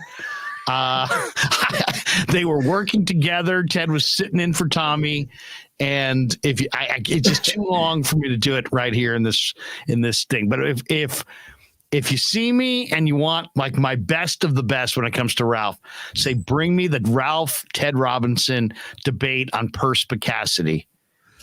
I got to hear that one soon. It's an all-time great. I gave it to you guys a few weeks ago off the air. Oh, you did. Oh, okay. You know what, guys? I know we don't like ripping on media specifically, local media, but this just annoys me. Alex Pavlovich just tweeted out his article for the night. Right. And the headline was missing key players in big spots. Giants beat by Padres stars. I'm losing the headline. But the headline was essentially something like, the Padres have all the stars, but the Giants still like their chances. It worked out on Monday, but today they just came up a little bit short. And it's essentially saying like a total like, oh, we're still in this thing, and like, we're the scrappy underdogs. And yeah, the big bad LA and San Diego have all these stars, but it's just like, okay, we're San Francisco. They're San Diego. What is this? What are we trying to put out there? So, and who got Farhan one-on-one on his podcast? Oh, God. There you go. Those are the kinds of things that get Farhan on the podcast. Vicky Brown says, thanks for telling the truth, Larry. You're welcome, Vicky. Ron Rodas said that he said the catcher's interference changed the whole vibe of the inning. No doubt. Now's a minor league play by wins. Seriously, you saw Buster do that how many times in his entire career? Twice, 3 times. Tyler Heineman did it like 7 times in like a month. Remember that? Yeah, yep. Chadwick Tromp did it like 4 times in like a week. I mean, when you're a minor league player, you do minor league stuff. Lotus 98 says R.I.P. Ralph. Larry, Ralph, and Gary was why I love KMBR back in the day. Lotus, I appreciate that, brother. Appreciate that. Oh, here it is. This is the Giants tweeted this one out. They tweeted out his article. The Giants built their team a much different way than the Padres, but they still like their chances when they're healthy and whole. Tonight, they weren't. And they basically are just blaming like Bart. Because Bart was hurt? Oh, my God. It's a baseball season. You're not going to be healthy all year. The Giants are totally like middle of the pack. I bet you if you really charted it and you went through, you'd find out that the Giants were probably in the top half of the league as far as health this year. Oh, yeah. Yeah, they're not the Niners from a couple of years ago where it's a mash unit and everybody's sick and hurt. That's just not true. That's just spin. That's excuse making. I got to say, everybody at the beginning of the year also, and Dan, I will call you a little bit on this, is there was a lot of like, once we get LaStella back, once we get Wade back, once Belt's fully healthy, it was a lot of that, and then it just ended up nobody was good anymore. And I did think LaStella, Wade, and Belt would make a difference, but these guys are now older and they're much more injury prone. They're not available. What's the saying? The best ability is availability, or whatever it is. The best availability. Best ability is the best availability is availability. Or what? Isn't it something else? The best ability is availability, I think. Yeah, best ability is availability. Yeah, I mean, these guys haven't been available for a lot of time, and I don't know. I just don't like. They're too thin. That's it. They're too thin. I mean, they're a thin team. They started using these nothing minor leaguers in the middle of April, right? I mean, it's not an accident that the Giants' best month this year was April. Why? Because you're healthiest in April. And then when they were healthiest, that's when they were an above 500 team.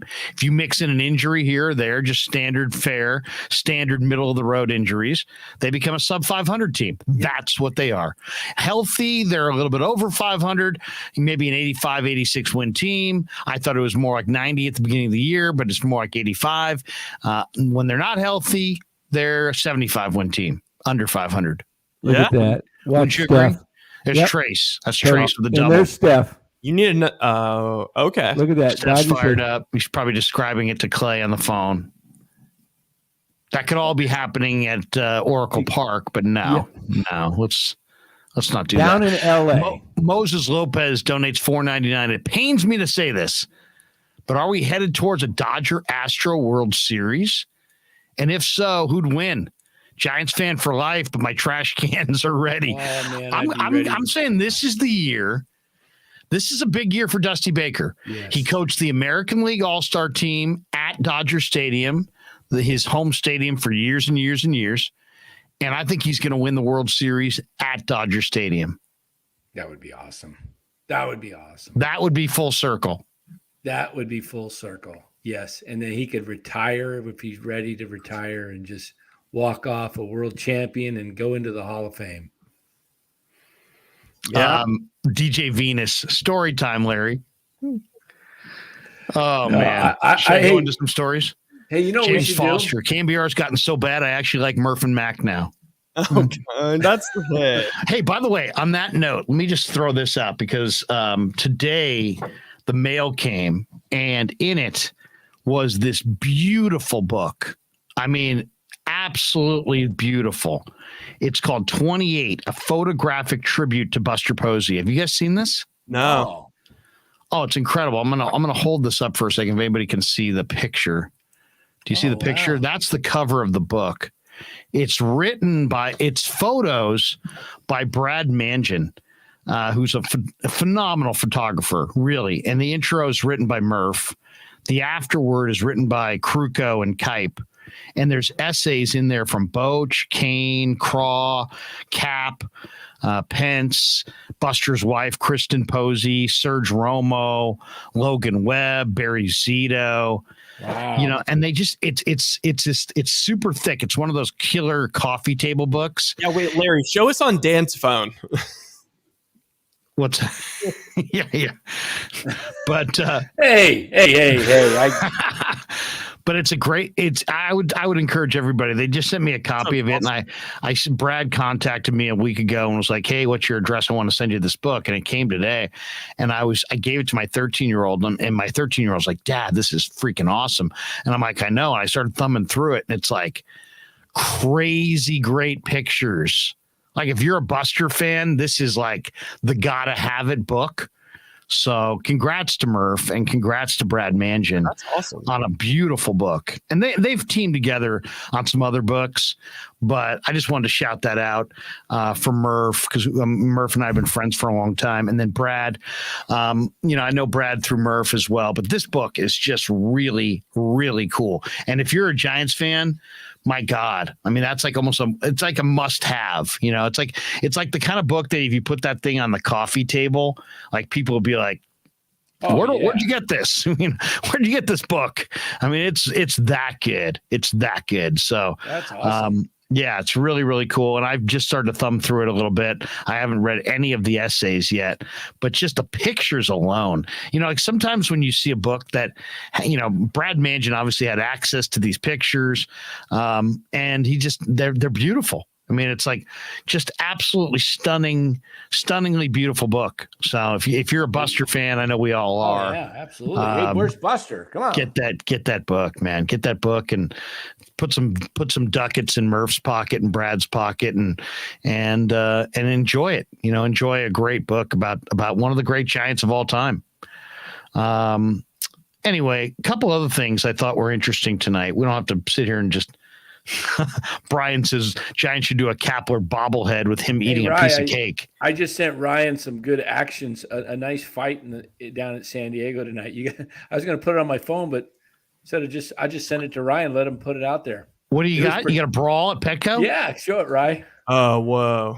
Giants fans, Padres fans? It just looks like Padres. It looks like a couple of Padre guys. I was telling Dan, I don't think that's one stadium I wouldn't really want to get in a fight with people there just because there's so many like ex-military, Navy people. Navy guys.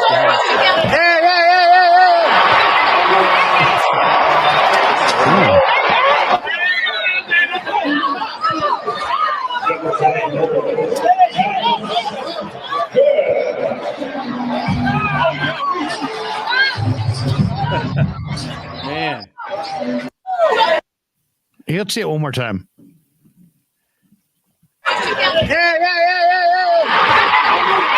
You throw a guy, you kick a guy downstairs, another guy gets thrown down.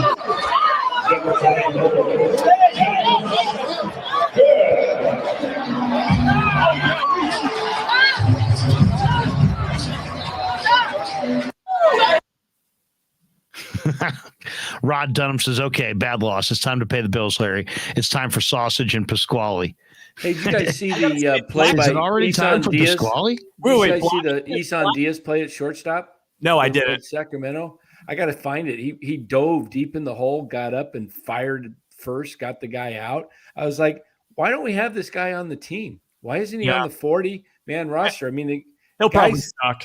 But okay, what about the black? I thought Black Shirt did a pretty admirable job. He didn't have the leverage. He's being pushed down by two guys, and then he grabs and holds on to the guy's shirt, drags the guy down, and then he threw a pretty good little fake, and then it looked like a pretty good punch. Good on him. You want to run that back one more time? Sure. We got to play that. We got to play that. Look, he pulls, he gets pushed down. He's 2v1 leverage. Boom. And then he holds on to him. It was a pretty good move. Ronald BBX's Pavlovich blocked me. I'll say this. I block people from time to time as well. But I'll say this. If I block you, you deserve to be blocked. Okay, Ryan, I just sent you the play. All right. We can look at. This is what a guy that they, can play. He plays second, but he's also, they're putting him at short down there at AAA. Maybe can he pitch? There's a backup for Crawford if something happens again. Put him on the 40. This guy's can he pitch? Yeah, can he pitch? The guy's hitting like 20 plus home runs down there. This is a nice play. This is Isan Diaz. Yeah. That was a nice play. He threw it in the dirt, but it was a nice pickup. Yeah, but let's get play. I mean, the time, I don't know. I just want to see guys that are younger, see if they've got anything rather than, see if they got something for a couple of months. You're sick of the missionary and you want to mix it up a little. A little bit. Yeah. I mean, I was happy they brought up VR. I saw enough of VR to say that he's a good fielder. But he's not ready for prime time. They gave him a decent shot. They played him every day, which was good. Yeah. And now he's got to come back next year and be a lot better, or he's not one of your guys to move forward with. At least So, I mean, this is a team. This is kind of an interesting one. The Yay area says, I have no idea how two-homer Tommy LaStella survives every roster crunch. He should have been DFA'd months ago. LOL. Yeah. Hey, I kind of agree with that. And I'll tell you exactly what the deal is. They got a contract next year for $12 million. That's $11.5 million next year, and then they owe Longoria. They can buy him out for $5 million. That's $16.5 million. Now we got one in the chat here that I forgot to bring this up. Did you guys see this tonight? Mark Graves. What about the Pirates player who slid into third tonight and his cell phone popped out of his back pocket? No way. Yes. We got to find that. Is that on Twitter? There. It's out there. It's on my Twitter. I'll grab it. Hold off my Twitter. You'll see. I retweeted it. I'll find it. That's he hilarious. Slides into third. He's got a cell phone in his back pocket. He jumps up onto the bag. The umpire points down at the ground like, bro, your cell phone. That's the first time I've ever seen that in the bigs. You have a cell phone in your back pocket? They talk about it in like the NBA. Like, those guys all check it at halftime. But in the game, could you imagine if somebody posted There you that? go, Ryan. I just sent it to you. Yeah, I got it. I got it. Here we go. Look at this. Slides into third. His phone comes out of his pocket. Now that's and he's raw dogging it. Now watch the ump. Wait. Slides into third. His phone comes out of his pocket. Now that's a first. Hey, watch the ump. Watch the ump. Dude, look at the ump. Hey, right there. He's like, hey, bro, there's your phone. Whoa, I got a text, man. The ball goes. Hey, wouldn't it be great? The ball goes past the third baseman, and he doesn't see it because he picks up his phone and he starts reading it. I got a text. Oh, man, you could have made it home. I've never seen that ever. Is he like, it's to the point where I'm almost like, is that strategy? Like using the white phone to seem, I don't know. Because also, why are you raw dogging it? If you're going to bring it out on the base paths, how do you not have a case on the thing? Well, is that why he slid head first? Comes out of his yeah, probably. Is that why he went head first there? It does kind of be my question. Did you go head first in the third? You knew you had the Samsung 550 in your back pocket. He almost stepped on it. It does kind of look like a baseball, but that would have been hilarious if he had picked it up and started talking. Or if that was an ad. It's like TO. But in reality, Val Ramos says, Larry, how much time is Trey going to play on Friday? Let's get into something that actually matters. Preseason NFL. Hey, I would imagine Trey's going to play 3 or 4 series. Shanny said he's going to play game 1 and game 3, but not game 2. So I would guess as long as Trent Williams is in the game, that's how long Trey's going to be in the game. If Trent's out, I think Trey's out. So I'll say 3 or 4 series. I think because there's 3 preseason games instead of 4, maybe normally he'd play 2 series, but because he's only going to play in 2 games total in the preseason, my guess is 3 or 4 series. That'd be my guess. No, definitely not in the second half. He's a first half only kind of a game in this situation. What do you guys think about that? And that's just me guessing. I honestly don't know. I hope that he gets a lot of run. But there's only 3 preseason games. So, to me, I would like to see him play closer to at least the first quarter, if not the first half. Oh, my God. He'll play the first quarter. I'd like to see him play the first half in games 1 and 3. I think Kyle already said he's not going to play in game 2, right? Right. Yeah. So play him first half of game 1. And play him first half of game 3. Give him a full game for the preseason. The guy needs reps. Remember last year when everyone was like, "Who knows? I don't know. Shanahan's a mad scientist. Maybe they will just do a 2 quarterback thing." Sean Proctor says Pavlovich blocked him too. Tough. Hey, would you rather somebody block you or mute you? What's a bigger diss? Probably rather be. So I don't mute anybody. If I'm gonna block you, damn it, you're gonna know it. I'm not gonna sit there and be passive aggressive. Yeah. I'm gonna have them think that they're talking to me, but no. I'm not digesting those hateful words. If I'm gonna say no, you're not part of my gig, then I'll just block you. I mean, it would. The only kind of people that I would ever mute would be like if it was like somebody who's like a media friend. You know, they're like a good media friend, but they just tweet out garbage or crap or politics or whatever. I got a couple media friends that they're secretly walking around. They're Paul Begala. You know what I mean? It's like, or, you know, it's Rachel Maddow. I mean, you're covering sports, but you're actually really a political person.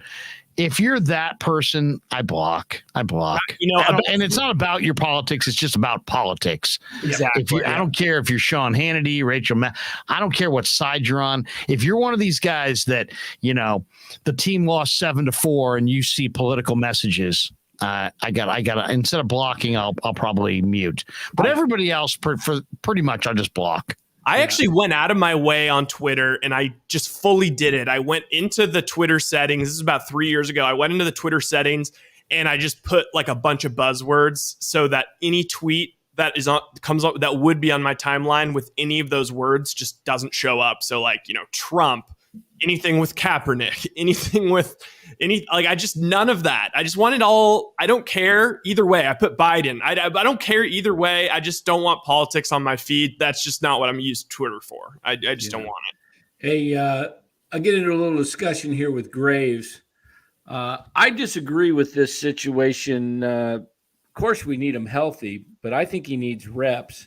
And I have a philosophy, maybe different from others, but I want to see if Trey's going to go down and get injured. You can get injured in any game. I'd rather have him if he's going to get injured, I'd rather have him get injured while you still have Garoppolo on your roster. So I would keep that right there is the question of the month. If Trey goes down with an injury, not out for the year, but he's out. Let's say he's out. Let's say, because most injuries are like 4 to 6 weeks, most, right? I would say most. Very rarely that guys have the whole season injury, and let's just say it's beyond like a bruise. So in other words, he's not going to be out for 2 weeks. Let's say he's going to be out 4 to 6 weeks. You keeping Jimmy G? Here's what I do with Jimmy G. Because right now, Jimmy G's money is earmarked to pay Bosa and Ayuk and extend guys. Here's what I do. Use that money on the rest of the roster. That's the game plan. What I do, Larry? Do you abort the idea of using Jimmy G's money to pay your other guys? Because the reality is, it's easy to say, "Oh, I pay Jimmy G, I keep him around," but that may mean that you lose Ayuk, and that may mean every guy. Hold on a second. Every guy that you pay is there's somebody else you cannot pay. So do you want to pay Jimmy G and have that second quarterback, or do you want to extend Ayuk? Here's what I would do. I would go to Jimmy G. If that happened and we needed him for at least the first 6 weeks, maybe more, I go to Jimmy and say, look, we want to restructure your contract this year, and we're going to sign you for $10 million. Otherwise, we're going to hold on to you until the last minute. And we're going to the $24 million becomes guaranteed at the cut down. Right. And then I release him. If he's not willing to take a cut and play and maybe play. See, I don't know that I release him because now you get the Rams sitting there and you got the Seahawks sitting there. You don't release him. I think I trade him. I'm trying to trade him. I want to hand deliver him somewhere. I want to determine where he's playing next. I'm not just taking a chance that he's playing for the Rams. But Larry, wouldn't you want to go with him if Trey was out 6 to 8 weeks for half the first half? I mean, I'd rather trade him for Daniel Jones and then roll with Daniel Jones for 6 to 8 weeks. But Daniel Jones wouldn't even know the offense. And Daniel Jones has been a circus in the Giants camp. Having some of those outs, the inaccuracies off the charts. But I hear what you're saying. 5 to 6 weeks just to get. I'd rather roll the dice with Daniel. If we have 6 to 8 weeks of Brock Purdy, the season's over. But if we have 6 to 8 weeks of Daniel Jones and he does a good job and we kind of reclamation project him, at least we can trade him. But he wouldn't know the offense for 5 to 6 weeks. Jimmy G didn't know the offense when he came in. He won 6 straight. I just still think it's better than Sudfeld or Purdy. He did sit for a couple weeks. Yeah, Jason Neal says, I'd rather be muted than blocked, but block is more of an FU. LOL. So, I mean, I just think you should hang on to Jimmy unless you get a really good offer before, I mean, we could hear any day now. Logically, it's over. It's over. Jimmy the Browns get Watson gets suspended for the whole year. That could come down any day. If that comes down, I still think he's going to end up in that. That's what I said 2.5-3 months ago. He's going to end up in Cleveland. I think it's 100% chance that Jimmy G is not on the roster during the start of the season. So it's whatever. Like there's not a single scenario, even if Trey gets hurt, I don't believe that I don't think they'll keep Jimmy. I do. I think if Trey was hurt enough where he wasn't going to be available, it would be so toxic, Dan. Here's the question I have. Here's another one that I thought was kind of interesting, and I threw this out earlier this week. Part of the problem with trading him, and Steve Weish mentioned this in an interview that I heard today, is that you trade him, you got to take the $24 million. So if you have the team like the Browns, Kareem Hunt just asked to be traded. He makes $6 million. He's a free agent at the end of the year. Would you trade Trey Sermon and Jimmy to get a draft pick and take on Kareem Hunt? Sure. Then at least the $6 million off, you're taking $6 million back. You're trading them $24 million. You're basically, it's an $18 million deal for them. Other people would push back at me and said, "Oh, Kareem Hunt's got the domestic violence in his past." And, I know that. And I believe me, I'm aware of that. How do you, I'm a Kareem Hunt fan as far as his game. Obviously, we're all not fans of domestic violence. Is there any coming back from is there any rehabilitation allowed for people who are domestic violence abusers, or should they be rolled, thrown away like a piece of paper and thrown into the trash? Because people act like, my God, there's absolutely nothing worse than the 49ers could ever do than take on Kareem Hunt. And it's like, it's a terrible thing that he did for sure. But I mean, can a guy be rehabilitated? Heck, people push back on me because I don't like to give Michael Vick a second chance, because Michael Vick tortured innocent animals. And to me, the only reason he didn't voluntarily give himself up, only when he was cornered and he was forced to tell the truth and he had to serve a prison sentence did he even cop to it. He wouldn't even necessarily agree that it was the wrong thing to do until he was literally incarcerated. And I didn't want to give him a second chance. And then I've had people come to me and say, "Hey, look, people deserve second chances." And I understand that, I do understand that. But does everybody deserve a second chance from everything? And that's the question. Some people would say Kareem Hunt doesn't deserve a second chance and that the 49ers shouldn't touch him because he has that domestic violence charge in his past.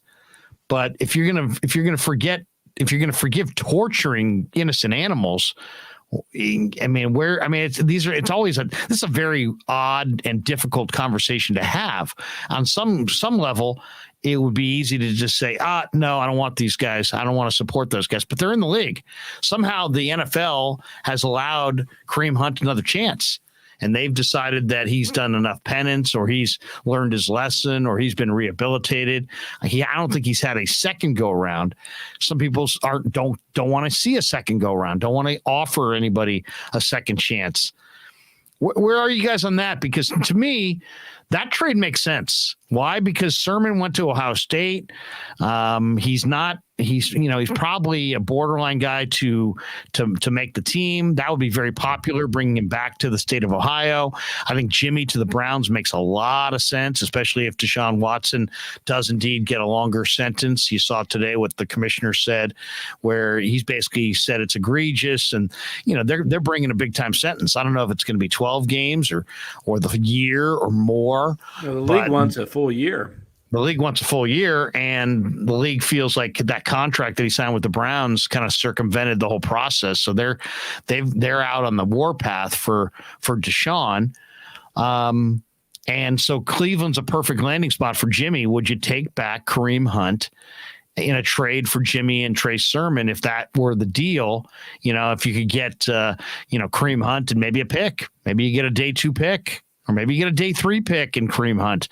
But I look at Kareem Hunt as a difference-making running back who, if he's rehabilitated and you want to cross that bridge and giving him a second chance, I think he could be very, very valuable and help the 49ers make it back to the Super Bowl and maybe win it.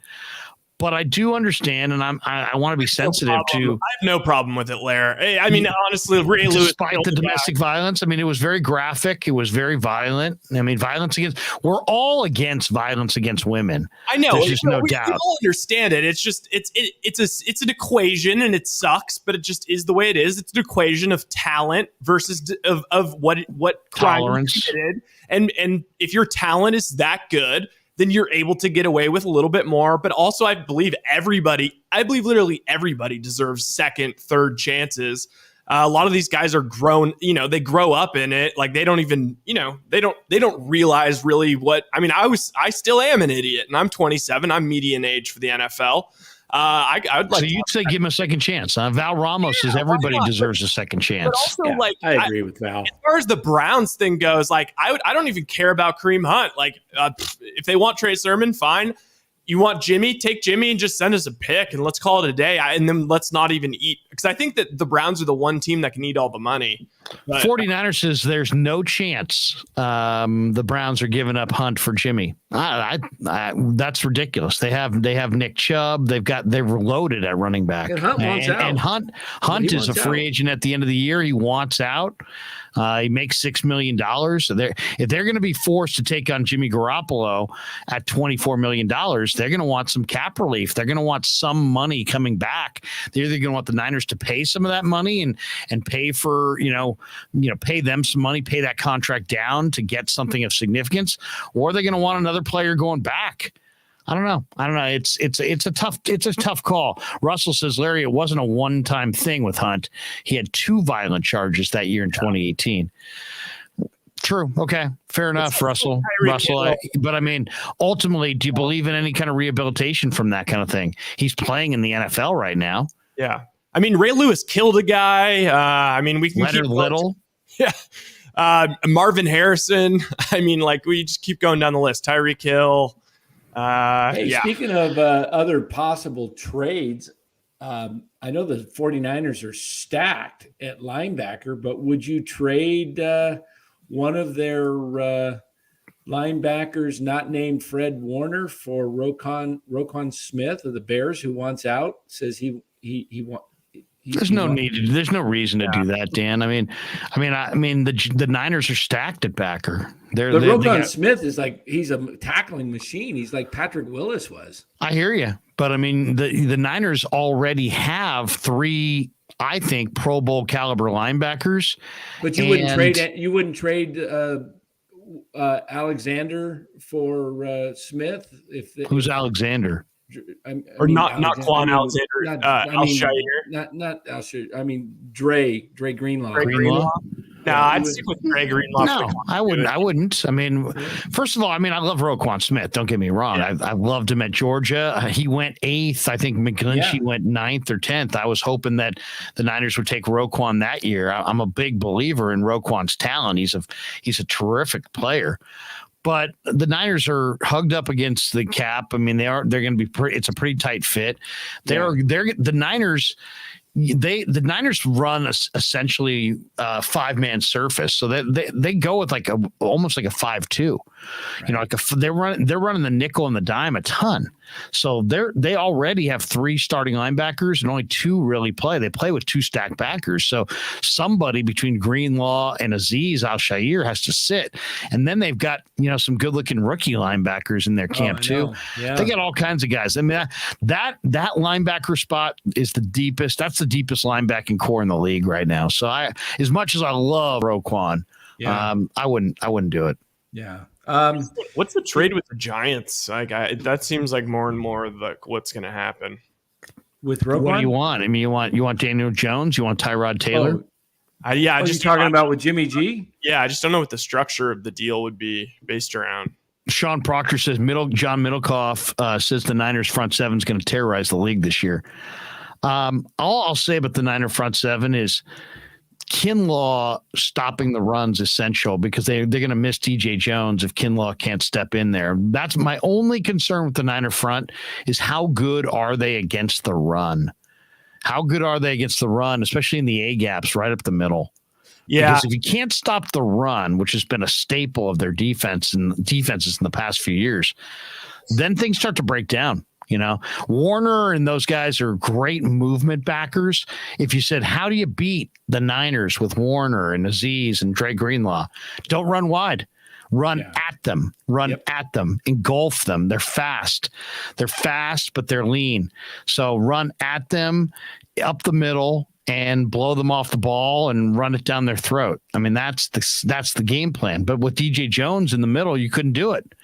Now with Kinlaw in the middle, I don't think you can do it either. But if Kinlaw doesn't play the run, you know, he's not stout against the run, things could break down. If teams do that, though, I could see the Niners bringing up Hufanga from the strong safety up closer to the box to bring that extra man in there if they're just running up the gut, because he's tough. Puts a lot of pressure on your corners. Puts a lot of pressure on Jimmy Ward. It does, but they've got cover guys now. I mean, and then if Verrett comes back, let's say in week 4, week 5, you know, now you got coverage. He could play the slot. The nickel. So you got a lot of coverage guys this year. I mean, you got Chavarius Ward, you got Mosley.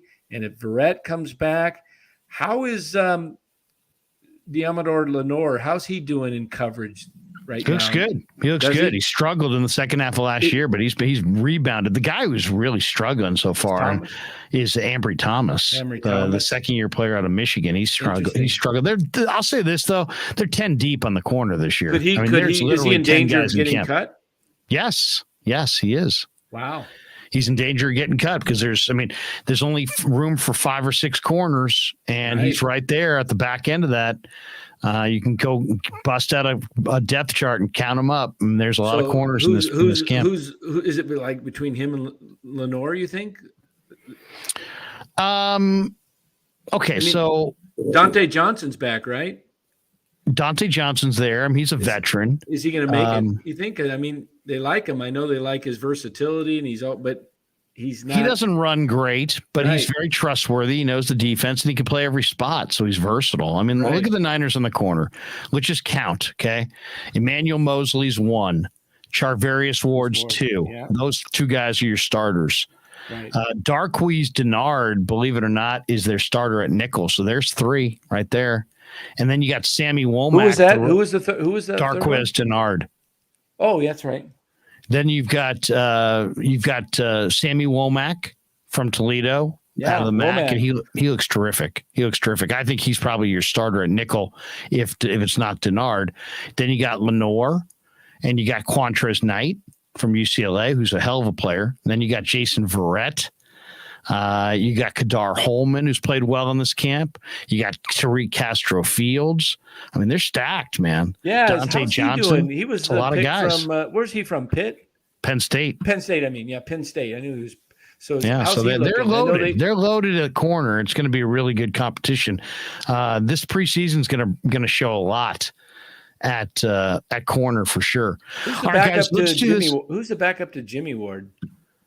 Who's the backup to Jimmy Ward? The backup to Jimmy Ward for the 49ers is going to be George Odom or Leon O'Neal from A&M, Tarvarius Moore. I mean, the starters are Hufanga and Jimmy. The backups are Tarvarius and Odom. Right. They usually go with 4. Maybe Dante Johnson will be kept because he can play a little free safety as well.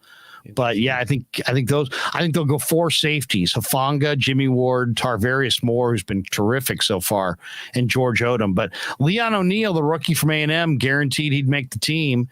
We'll see in the preseason. Taylor Hawkins, who played at San Diego State, trying to convert from corner to safety, another guy. A lot of people think Castro Fields is going to be a safety in the future, so it's going to be good competition. Good competition for sure. All right. We are here. It is 12:20. I've got an 8 a.m. interview tomorrow with Rich Ornberger. So we're going to call it quits here. Check me out tomorrow at noon to 3 with Guru on 95.7 The Game. Third day in a row. Love working with Goo. Check us out at noon. And then Friday, Niners go against Green Bay. And if Rye is healthy, we'll do a little pregame. Really. We'll definitely do a little postgame. It should be really a lot of fun. So let's do this. Let's take a quick time out right here, pay our sponsors, and we'll be back with a couple last minutes, and we'll roll through the chat one last time on The Krueg Show. Larry Krueger here for Telmetrics. Thanks to Casey Bateman and the good people at Telmetrics. If you're an occupational therapist, if you're an orthopedic surgeon, a chiropractor, a physical therapist of any kind, Telmetrics is designed for you to use in your practice and will greatly benefit your patients. Telmetrics uses computer vision and artificial intelligence and provides a platform for outpatient rehab therapy services, both in the clinical and the telehealth environments. So using Telmetrics can improve your patient's experience and much more. So for all your sports injury needs, or if you're a physical rehabilitation specialist of any kind, make sure you use telmetrics.co, TELMETRIX.co. And thanks to Casey Bateman and all the good people at Telmetrics for being a proud sponsor of the Krueg. I'd like to thank our sponsor, Dan Coccimilgio. Dan is a buddy, and he is a phenomenal retirement planning specialist. And you can contact him today at securemoney.com or at his number, 925-628-9966. There's a lot of uncertainty in our world right now, and you want to make sure that your money is secure. That is the key. Danny's got 25 years of experience, born and raised right here in the Bay Area, and he can help you get an immediate 10% premium bonus on your principal retirement account. So give him a call, 925-628-9966. He'll make an appointment with you, and you can sit down. It's not a one-size-fits-all kind of a deal. He'll consult with you and come up with a strategy to get you going to where you want to be. Once again, 925-628-9966, securemoney.com on the web.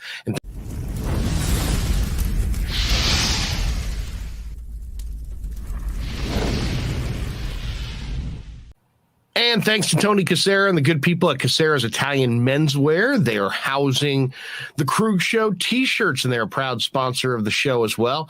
The Krueg Show t-shirt, the Krueg Show podcast t-shirt is available there at their store in Dublin. Their address is 7372 San Ramon Road in Dublin, California. And go see Tony Cassera and get yourself a Krueg Show t-shirt and support the show. And special thanks to our sponsor, New York Style Italian Sausage. That's right, NewYorkStyleSausage.com is their website. Phenomenal product, whether it's the breakfast sausage, the Italian mild, the Italian spicy, the chorizo. You cannot go wrong with New York Style Italian Sausage. Once again, NewYorkStyleSausage.com. Often imitated, never equaled.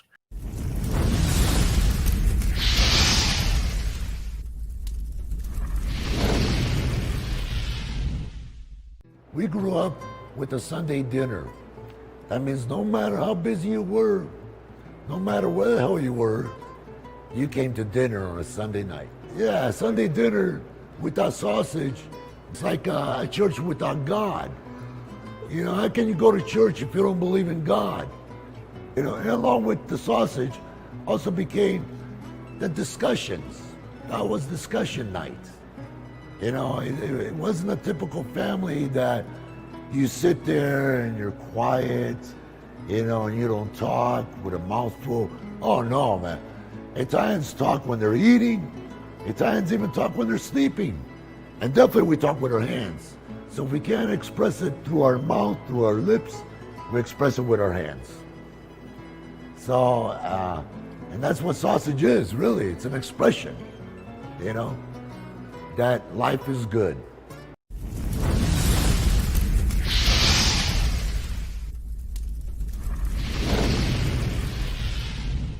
So New York Style Sausage was started over 70 years ago. We are the largest producer of fresh Italian sausage on the West Coast. What makes our sausage in New York style is really the recipe came from back east, from New York, you know, from Connecticut.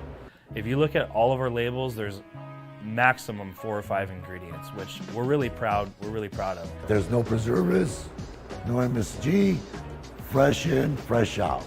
The pork comes in fresh, goes out fresh. There's never any freezing throughout the process. We've always used fine quality cuts. We're never going to deter from that. It's one of the reasons why our sausage is so good. I guarantee you put our sausage up against anybody else's from a flavor standpoint, no one will beat it. Hands down. Hey, do yourself a favor and do me a favor. Go buy a package of the New York style Italian sausage. Guaranteed you will love it. Guaranteed.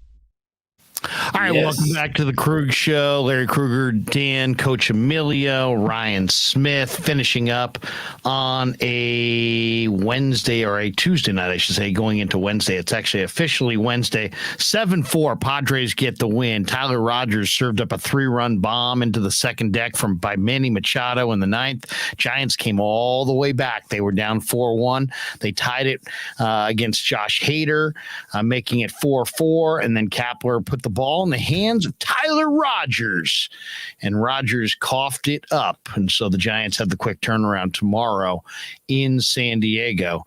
Shante Ortega says, fresh in, fresh out, that's a wrap. Hey, and all you people out there, and you look at my ad, just give me a call. I guarantee you will not lose any money. Sean Proctor that says, is true. Danny Padres on the run line tomorrow, plus 125. Yeah, I think the Padres are going to beat them good tomorrow. By the way, I forgot about this. The beginning of the chat, there was somebody who is just named 49er. He said there's a bet out there where you can bet Trey Lance over 60% completion percentage, and that it's like minus 1,500 and plus 900 that he's under if he's under 60% completion. Why would you not take a flyer on the under on that? Like, he could still have a great year and like be like 58.2% or something like that with a bunch of rushing. What's the league average though? Isn't it like 64%? So you're going to say he's going to be quite a bit beneath the league average? I think the league average is around 64%. League. Hey, did you guys? Did you check your? Yeah, I did. I didn't know if you wanted to close on that or not. It's pretty funny when we close tonight.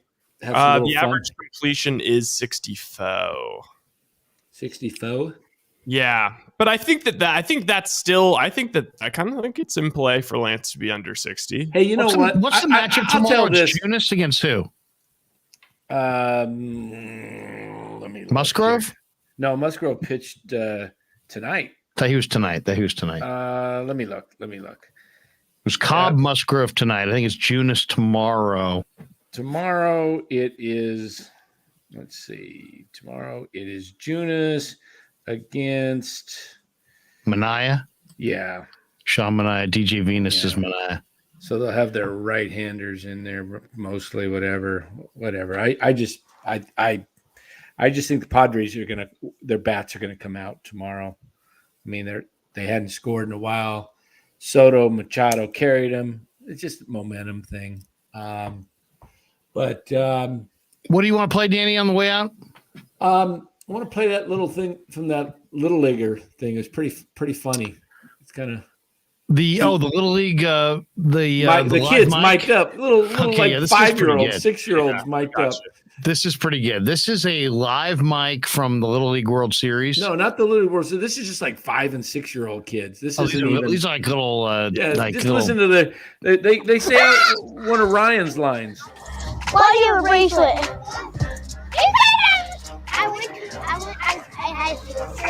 To where? To Parky Darky? No. To Poopy Land? No, that's Poopy Land. It's raining out here. It's raining tacos. So yummy in my belly. Oh my! Where's your mom at? Yeah, in the red shorts with the baby. Your mom left you. That's Larry at 6. Your mom left you. Smart ass kid. Which one's Larry, Ryan, and me here? You didn't have to squeeze it. Hey, picture. Picture's got a big butt.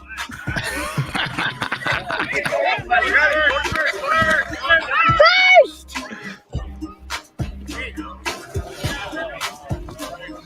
Nobody say Picture's got a big butt to me.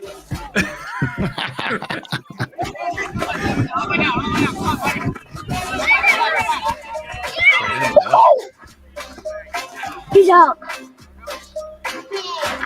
Hey, high five! High five! Through the fence. Hey, booker. Don't hit that ball. Hit a home run. 1, 2, 3. Hey! Wait, are you playing at the playground today? Oh, man. I love it. Parky Darky? Where'd you go? What state did you go to? Parky Darky or Poopy Land? Guys, hey, tomorrow, just so you guys know, you guys are going to do a little Giants post game. Yeah. So I'll be on noon to 3 with Guru, but the game's a day game, so you guys will be on around 4 o'clock on the channel doing a little post game. Maybe on the car ride home if you feel up to it. I'll join you maybe on the car ride home. Jump in and we'll have a little fun. But maybe I'll think of some fun thing to do tomorrow. Yeah, maybe we can do a little game show or something. A little gambling, a little game show. Yeah. Hey, Larry, I got to tell you, I was watching you today on 95.7. Yeah, and I was watching your.